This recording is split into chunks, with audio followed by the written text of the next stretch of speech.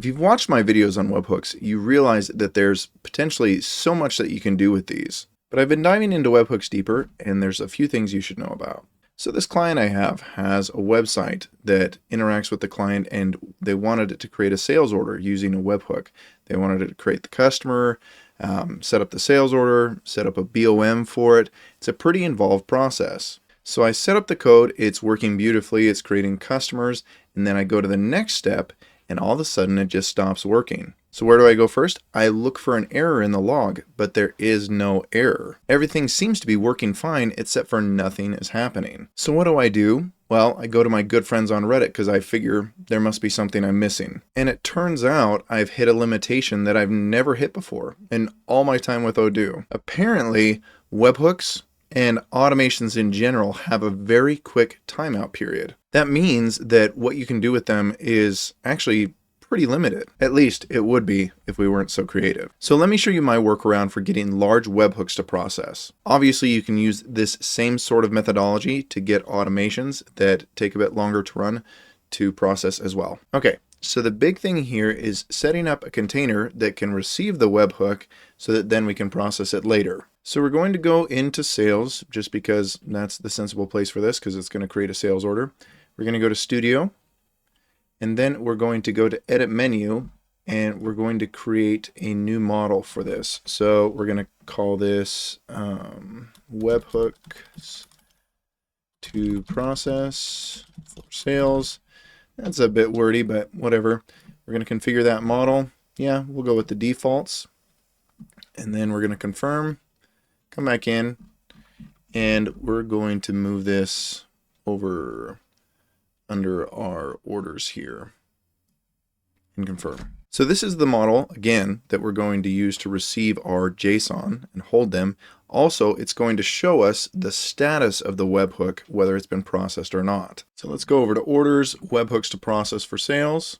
Okay. And then the description, we're going to make sure that this is not required because we really don't care about the name of this thing. So we're going to uncheck that, save that. Okay.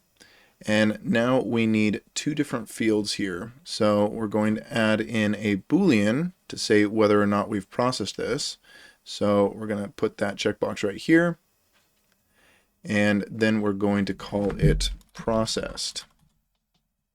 And click away. Now we need to do something a little more involved. So we're going to duplicate our tab here, close out of Studio, go out to the main page, and we're going to look for models because we need to add a field that we can't really add with Studio. So now let's search for our model. So it's going to be webhook.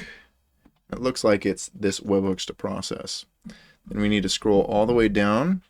We need to add a line, and we're going to call this x_JSON.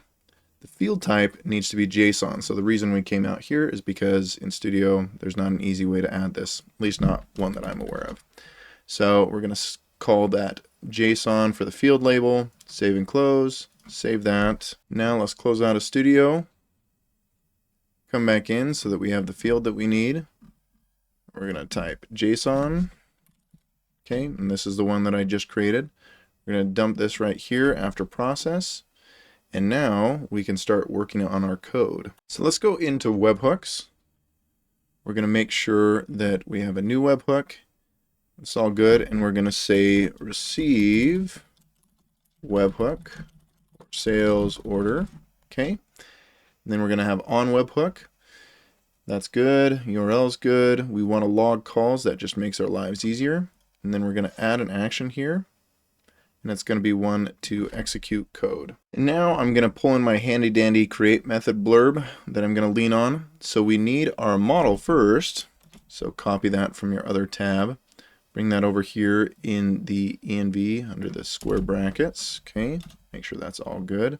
And then we need the fields that we're going to set on our new record that we're going to create. So to get those fields, I'm going to duplicate this tab.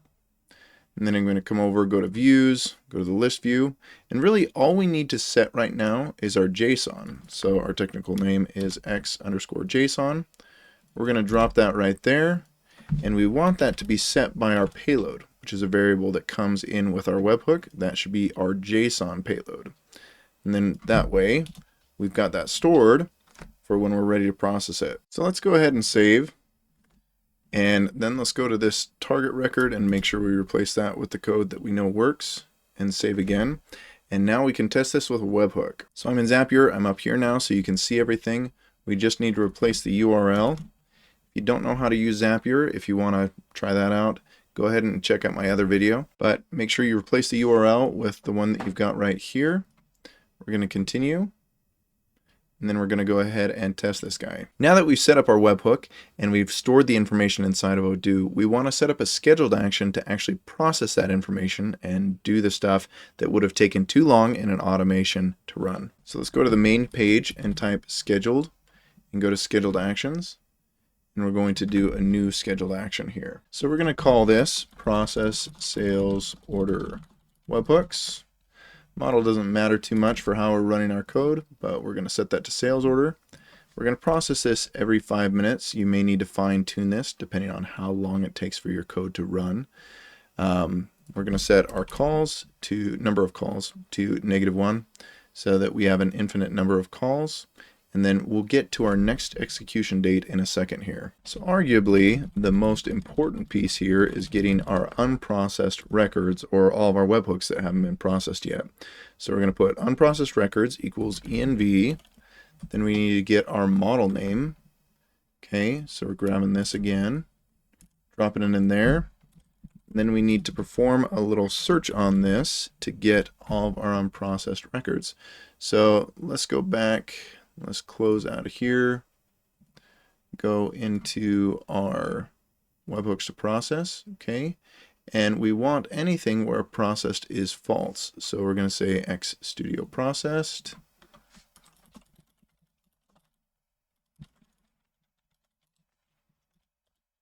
equals false. And that should give us all the records that we need here. So just for fun, let's see how many unprocessed records we have right now. So we're going to get the length of this, which tells us how many records are in here. Okay, and we're going to raise it as an error.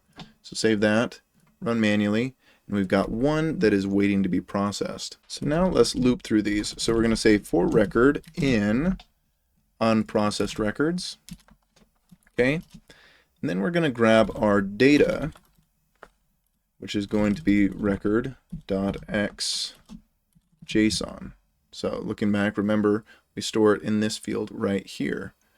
And then we can start breaking down the information that we received. So obviously for each of these records, then we're going to run some code to actually process the information in the JSON. If you need help with that and need help breaking that down, I've got another video on that. The final piece to this though is making sure that for each record, once it's processed, we set processed as true. So we're going to say xstudio processed at the end of this equals true. That way we make sure that we don't process those webhooks more than once. So we go ahead and save this, and then we run this manually. And we can see when we come back, I've got this dummy right here, but it has been processed. So now that we're all tested out and looking good, we need to set our next execution date. So I'm going to say today at 10:50, and that way it runs and we're all good. So we covered a lot there, but it is totally doable to do heavy-hitting webhooks, even in ODOO Online or odoo.com. If you have any questions, as always, please drop them in the comments below, or if you need some more help, sign up for one of my Calendly appointments. Thanks again for tuning in. I sure appreciate it. Hope to see you again soon.